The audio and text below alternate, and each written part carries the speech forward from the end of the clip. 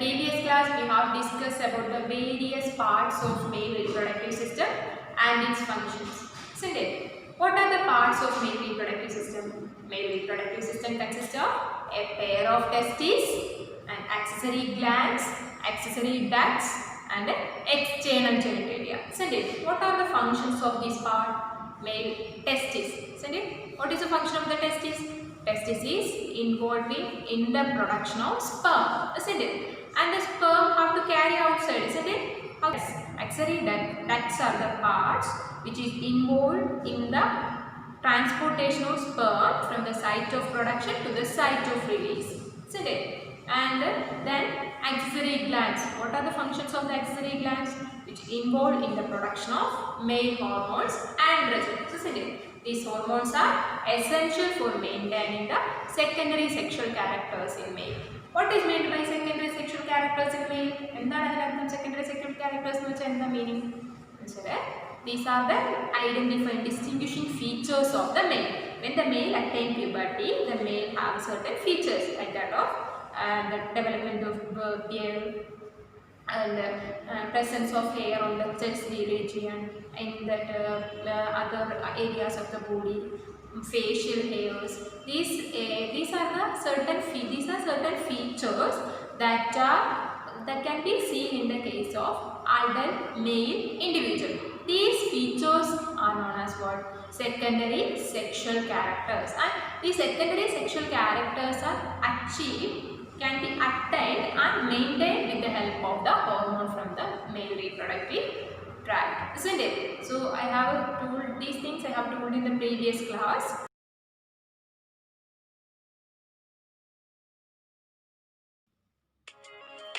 The male reproductive system in humans becomes fully mature at puberty.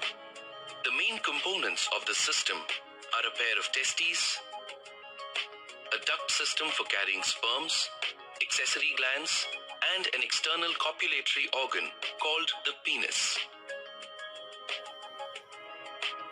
The testes are the male gonads that produce sperms. They also secrete the male sex hormone, testosterone. The testis is suspended outside the abdominal cavity within a pouch called the scrotum. The scrotum protects and supports the testis. Each testis consists of several lobules. Each lobule contains 2 to 3 highly coiled seminiferous tubules. Sperms are produced within these tubules.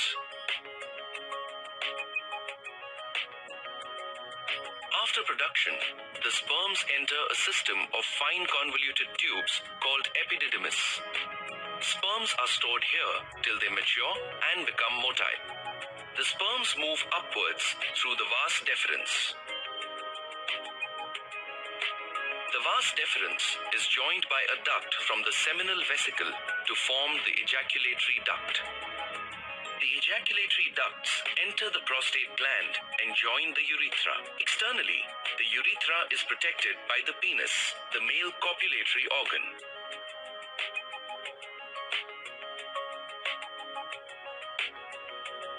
It releases the sperms into the vagina of the female.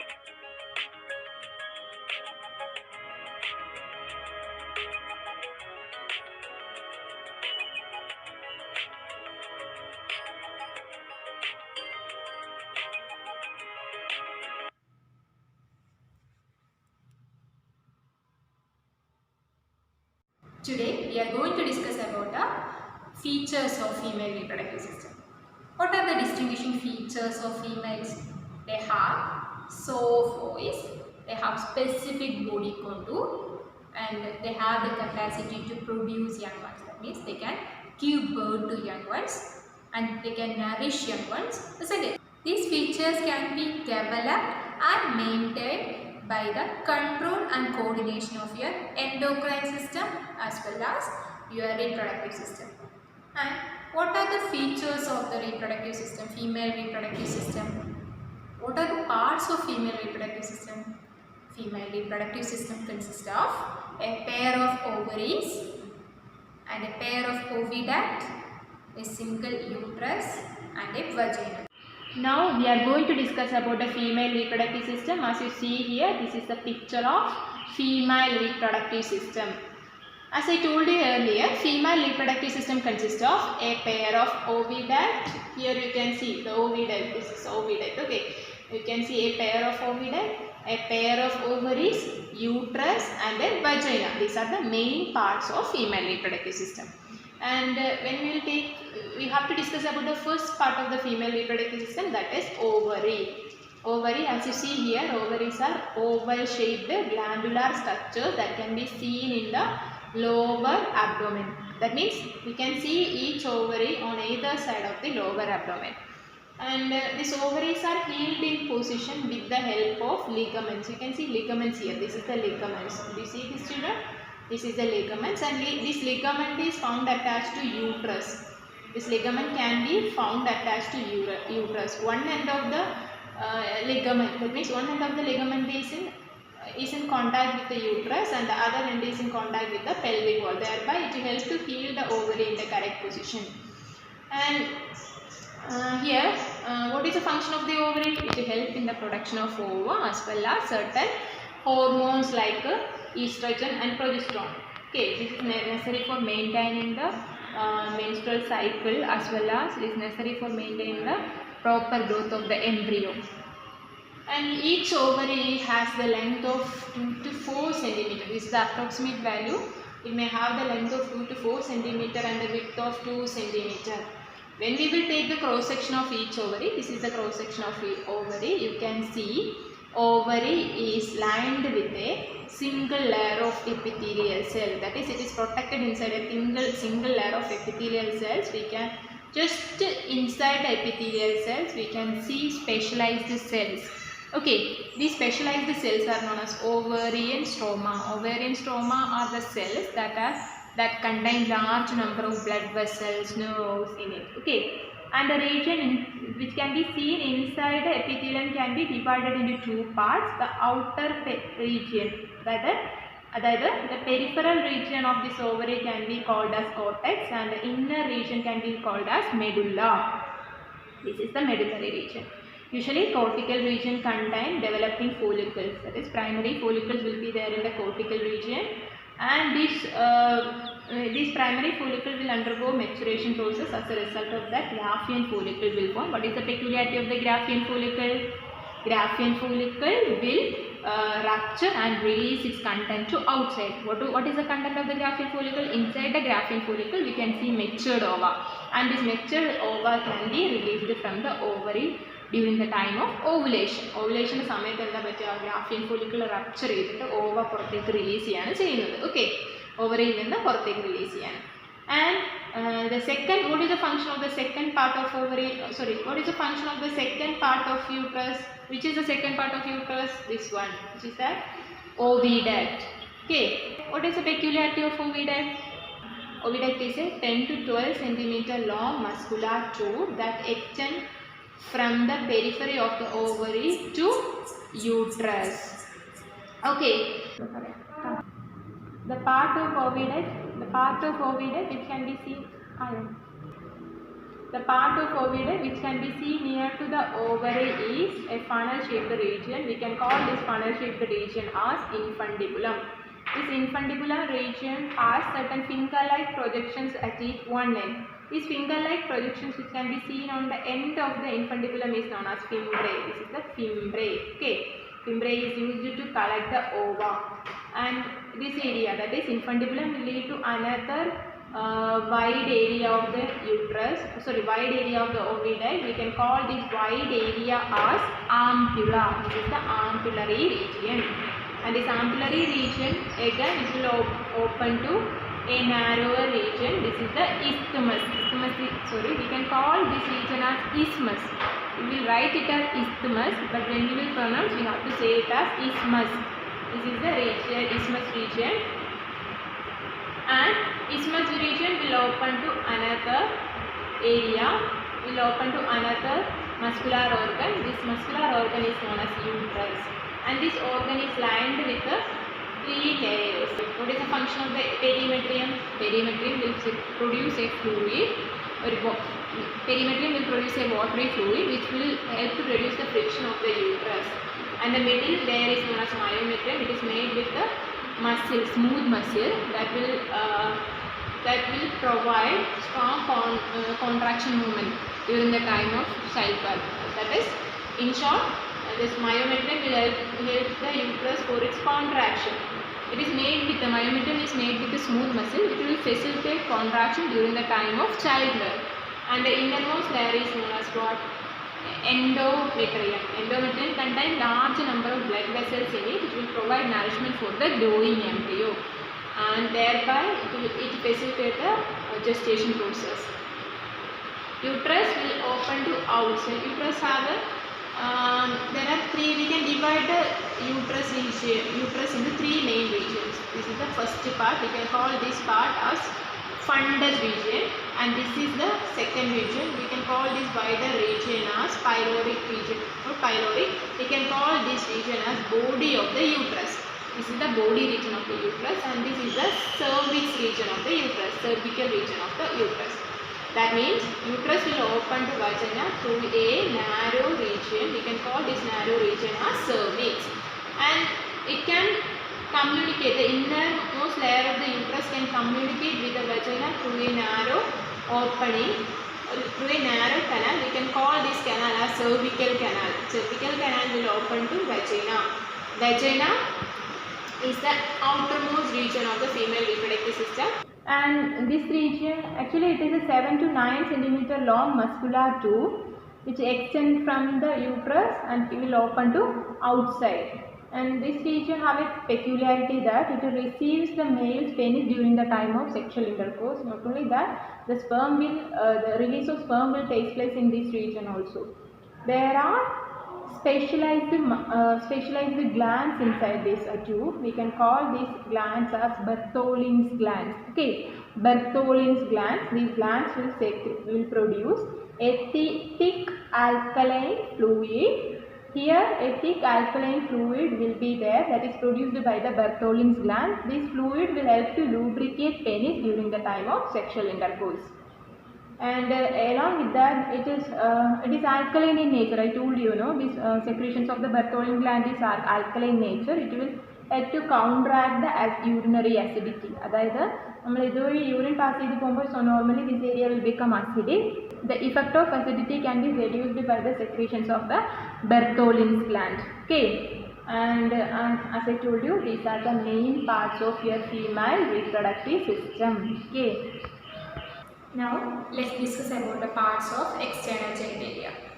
Female external genitalia consists of 5 parts: mons pubis, labia majora, labia minora, clitoris and hymen. Okay.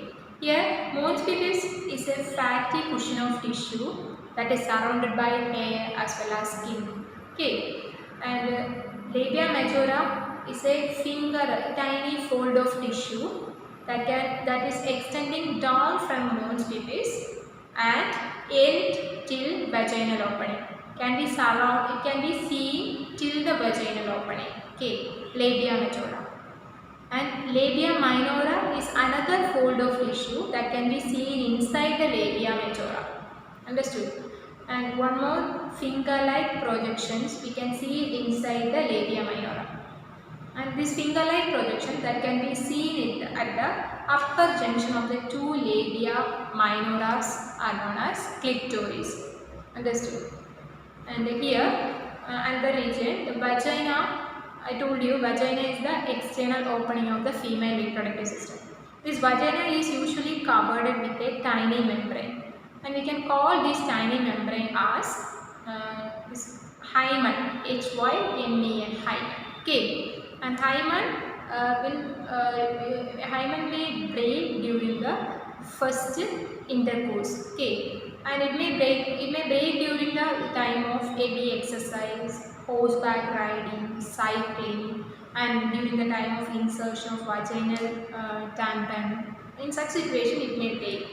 So we can't consider the presence or absence of hymen as a reliable indicator of the virginity of the female. Understood, children?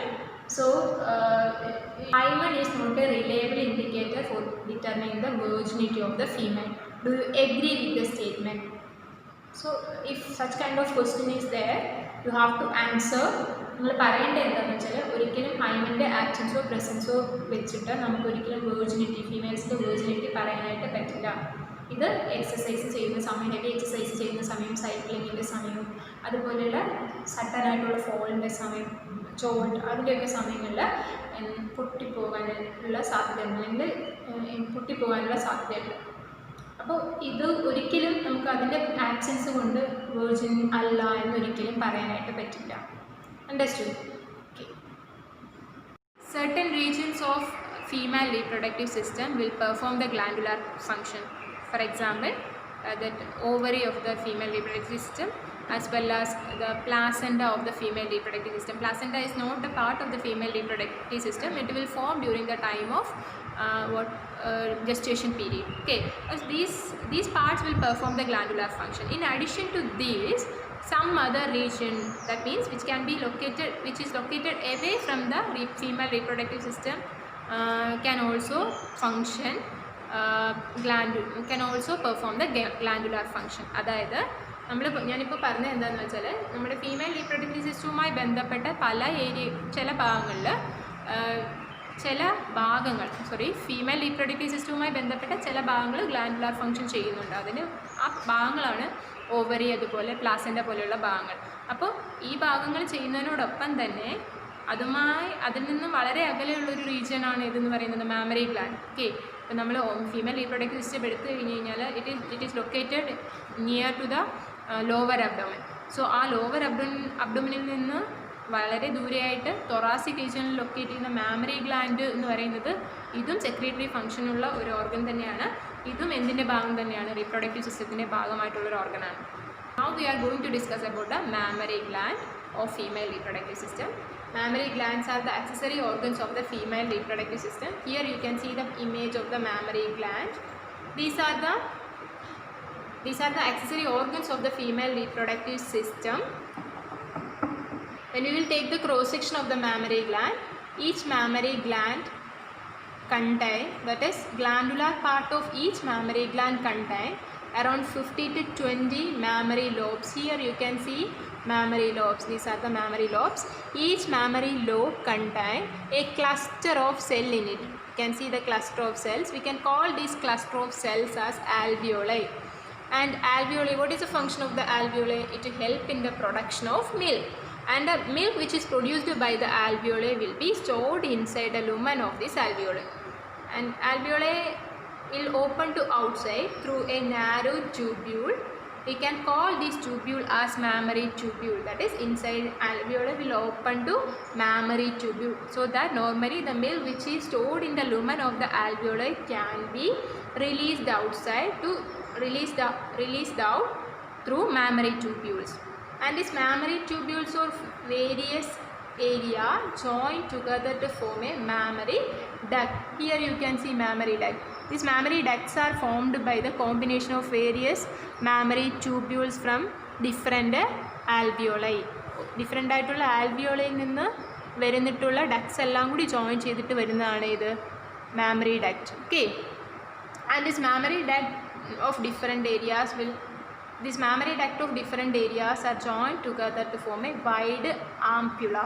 അതായത് mammary ducts എല്ലാ ഏരിയയിലുള്ള mammary ഡക്ട്സും open ചെയ്യുന്നത് കുറച്ച് wide ആയിട്ടുള്ള ഒരു mammary ആംപ്യുലയിലേക്കാണ്. This is also a duct. You can see it here. Okay, the ampulla will open to outside through a various ampulla will join together to form a lactiferous, to form a number of lactiferous duct. The milk can be ejected out through this lactiferous duct. Now let me show you a small video of female reproductive system.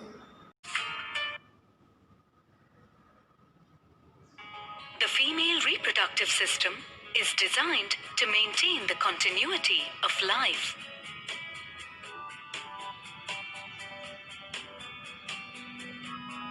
Let us understand how the different parts of the system work.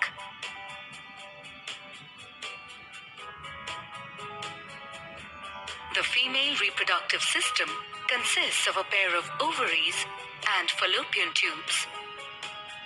The uterus, the cervix, the vagina, and the vulva.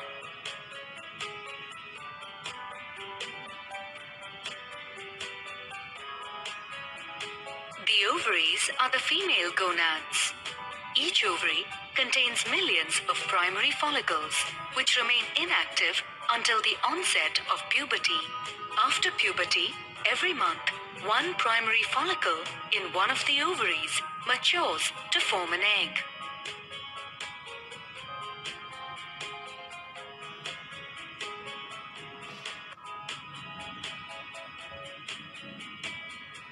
The mature egg is released into a fallopian tube.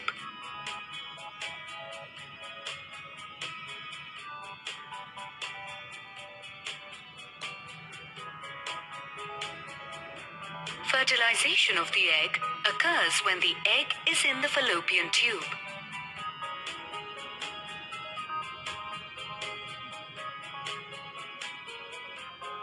Each fallopian tube opens into the uterus. The uterus or the womb protects and nourishes the growing fetus. The mouth of the uterus is called the cervix. It opens into a muscular canal called the vagina. The vagina serves as the organ of copulation and also as the birth canal. It opens into the external genitalia or vulva.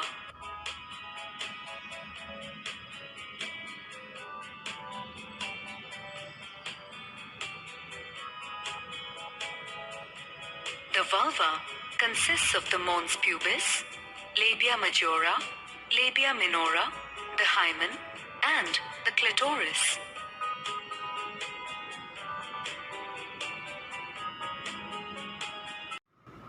Now let's summarize the topic.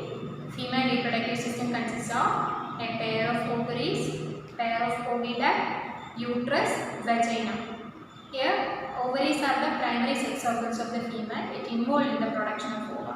The ova produced inside the ovary can be carried outside with the help of accessory ducts. The accessory ducts of the female reproductive system involve fallopian tube, uterus, and vagina. Uterus is not a duct, it is a part, but in this part will help to carry the ova from the oviduct to outside.